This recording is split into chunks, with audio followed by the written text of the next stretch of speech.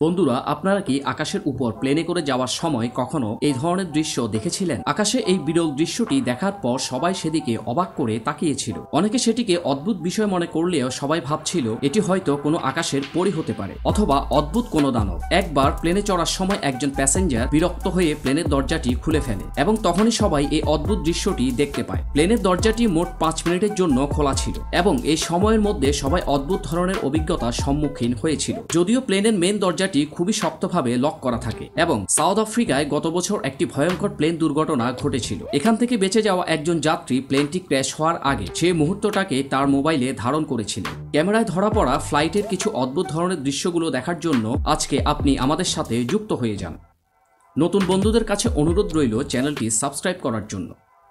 রাশিয়ার আকাশে দেখতে সাদা আকৃতির এই প্রাণীটিকে একটু লক্ষ্য করুন। এটি কিভাবে আকাশে উঠছে কোনো প্রকার সাপোর্ট ছাড়া। উপর থেকে দেখতে অনেকে মনে করেছে এটি হয়তো কোনো ফ্লাইং অ্যাঞ্জেল হতে পারে। এটি দেখতে অনেকটা ম্যাগের মতো মনে হচ্ছিল। ঘটনাটি হঠাৎ করে সবার চোখের সামনেই চলে আসে এবং আবার আকস্মিকভাবে অদৃশ্য হয়ে যায়। অনেকে মনে করবে হয়তো এটি প্যারানরমাল ঘটনা, কিন্তু এটি আসলে কি ছিল তা কেউই জানত না। অপ্রত্যাশিত ঘটনা।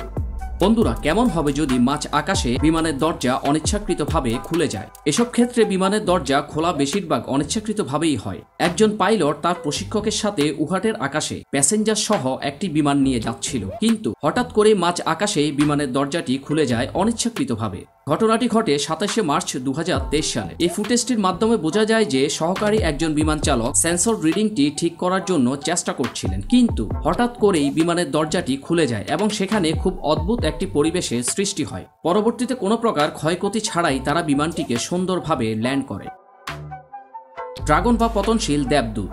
এই জিনিসটিকে দেখতে আসলে কেমন মনে হচ্ছে? কোনো ড্রাগন অথবা কোনো পরীর মতো। একজন দক্ষ গাড়ি ড্রাইভার শহরের একটি পাশ দিয়ে গাড়ি চালানোর সময় দূর আকাশের মধ্যে এ ধরনের অদ্ভুত একটি জিনিস লক্ষ্য করেন, যেটি পুরো আকাশ জুড়ে বিস্তৃত ছিল এবং তার পাখাগুলো লাড়াচ্ছিল। এই প্রাণীটির অবস্থান ছিল ঠিক সূর্যের সামনে এবং তার পাখাগুলো সে নাড়াচ্ছিল একটি দৈত্যাকার প্রাণীর মতো।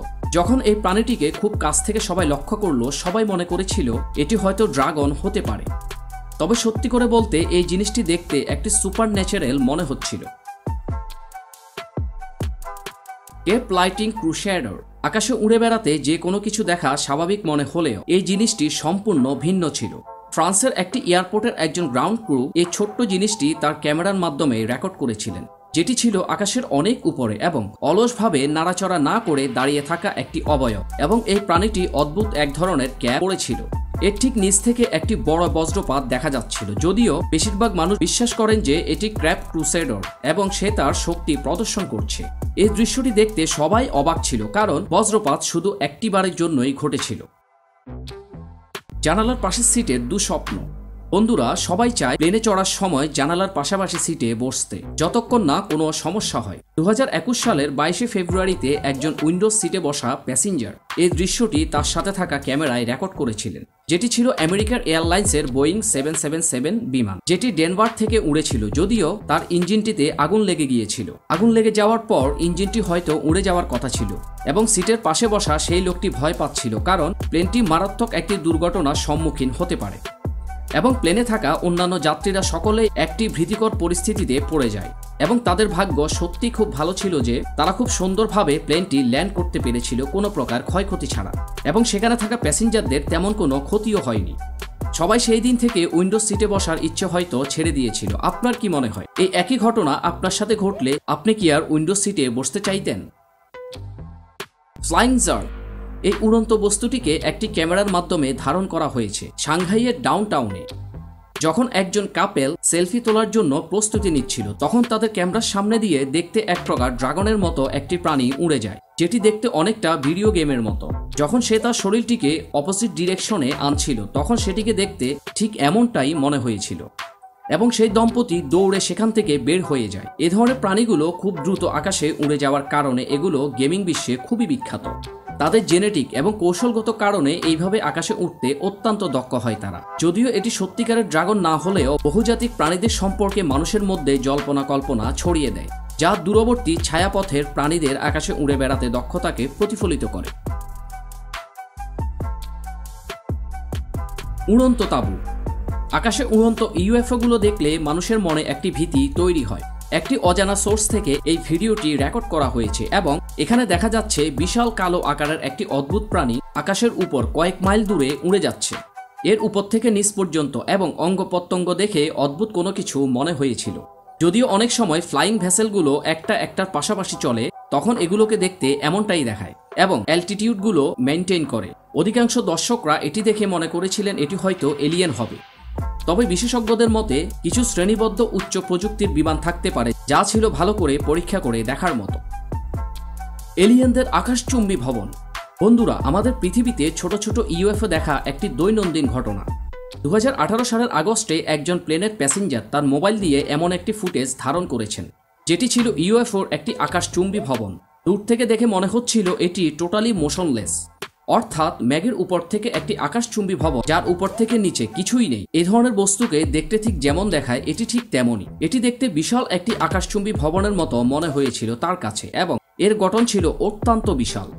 এটি উচ্চতা পরিমাপ করে বোঝা যায় যে যখন প্রায় ভূপৃষ্ঠ থেকে 35,000 ফুট উচ্চতায় ছিল এটি, তখনই এই জিনিসটি চোখের সামনে ভেসে ওঠে।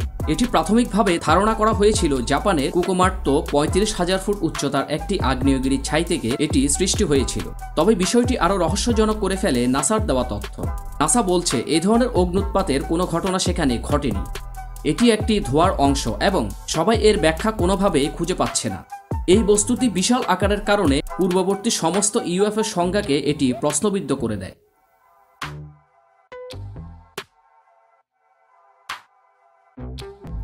অচেনা উড়ন্ত প্রাণী।